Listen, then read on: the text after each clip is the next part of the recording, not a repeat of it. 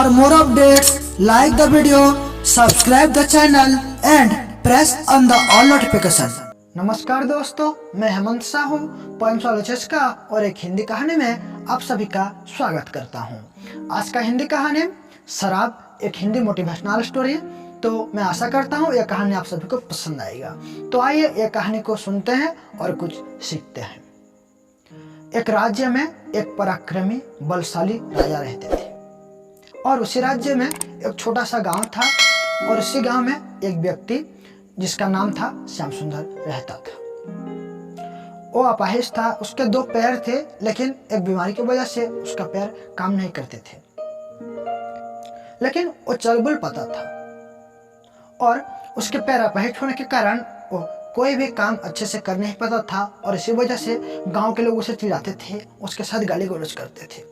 एक दिन श्याम सुंदर मायूस हो गया और उसने सोचा मैं अपाहिज हूँ, इसलिए गांव के लोग मुझे चिढ़ाते हैं, तो मैं आत्महत्या कर लेता हूँ। ना मैं रहूँगा ना गांव के लोग मुझे चिढ़ाएंगे। ये सोच के उसने जंगल की ओर चला गया। जंगल में एक झरना उसको दिखाई दी। उसने सोचा यही झरना के ऊपर से मैं कूद जाऊंगा और आत्महत्या कर लूंगा। आत्महत्या करने से पहले उसने भगवान का नाम लिया।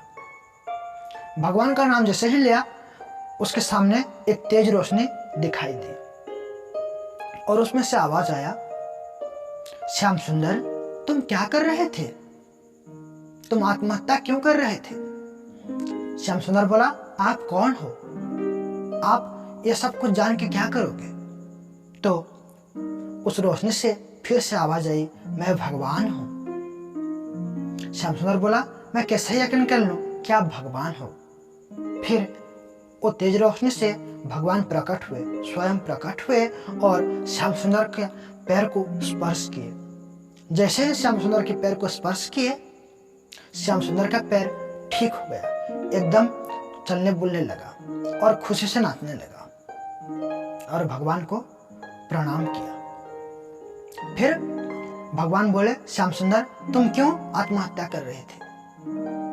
अपने जिंदगी से तुम क्यों मायूस हो? श्याम सुंदर बोला, भगवान, मैं अपाहिज हूँ, मुझे गांव के लोग चिढ़ाते हैं, मेरे साथ गाली गलौज करते हैं।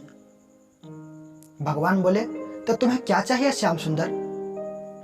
श्याम सुंदर बोला, मुझे आप मिल गए हो प्रभु, मुझे कुछ नहीं चाहिए। फिर से भगवान बोले, मैं यहाँ आया हूँ, खाली नहीं लौट सकता, तुम कुछ भी मांगो मैं दूंगा तुम्हें। श्याम सुंदर बोला, अगर आप बोल रहे हो तो ठीक है प्रभु, मुझे इतना शक्ति दीजिए कि मैं दूसरों के हित के लिए काम कर सकूं, दूसरों की भलाई कर सकूं। भगवान बोले, ठीक है, मैं तुम्हें शक्ति देता हूं और तुम्हारे पास अभी 10 हस्तियों की शक्ति है, तुम बड़े से बड़े काम को आसानी से कर सकते हो। पर ध्यान रहे, जब तुम कोई पाप कर्म करोगे तब तुम्हारा शक्ति का सर्वनाश हो जाएगा और साथ में तुम्हारा भी सर्वनाश हो जाएगा, इसलिए ये बात को हमेशा ध्यान रखना। श्याम सुंदर बोला, ठीक है प्रभु, मैं ध्यान रखूंगा। इतना कह के भगवान वहां से गायब हो गए।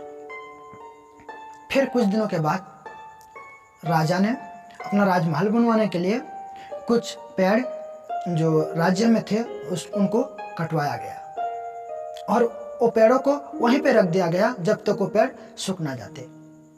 फिर इसी वजह से राज्यवासियों को बहुत असुविधाएं हुई, बहुत समस्याएं हुई। चलने बुलने में बड़े बड़े पेड़ थे तो इसलिए वो पेड़ रास्ता रोक लिए थे। ये बात श्याम सुंदर को पता चला। श्याम सुंदर गया और रास्ते से वो पेड़ों को हटा दिया। ये बात राजा को पता चला। राजा श्याम सुंदर को राजमहल पे बुलाए और बोले, श्याम सुंदर, ये सब तुम कैसे कर लिए, जबकि वो पेड़ बहुत भारी थे। श्याम सुंदर बेचारा सच्चा आदमी था, इसलिए सारा कुछ सच बता दिया जो भगवान ने उसको शक्ति दिया था उसके बारे में। अब राजा बोले, मैं कैसे यकीन कर लूं कि तुम सच बोल रहे हो? इसके लिए तुम्हें ये बात को साबित करना पड़ेगा। मेरे 10 पहलवानों के साथ तुम्हें लड़ाई करना पड़ेगा। अगर तुम जीत गए तो मैं मान लूंगा कि तुम सच बोल रहे हो। तो श्याम सुंदर बोला, ठीक है, मैं तैयार हूँ। और अब लड़ाई हुई श्याम सुंदर और राजा के 10 पहलवानों से। धीरे धीरे एक एक करके श्याम सुंदर ने सारे पहलवानों को हरा दिया, बस कुछ ही पहलवान बाकी थे। अब राजा चिंतित हो गए। फिर मंत्री को यह बात बताया।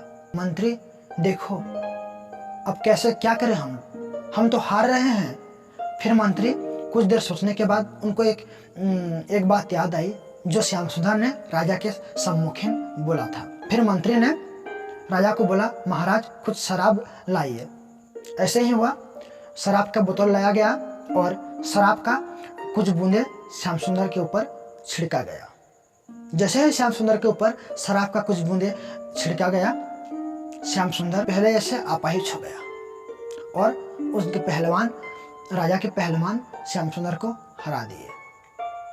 तो दोस्तों, ये कहानी से हमें यह सीख मिलता है कि शराब इतना पाप है, इतना पापी चीज है कि अगर आप लोग एक बूंद, एक घूंट भी अगर शराब आपके शरीर को स्पर्श कर लेता है तो आपका शरीर पाप हो जाता है, पापी हो जाता है। तो इसलिए शराब से बचे रहिए।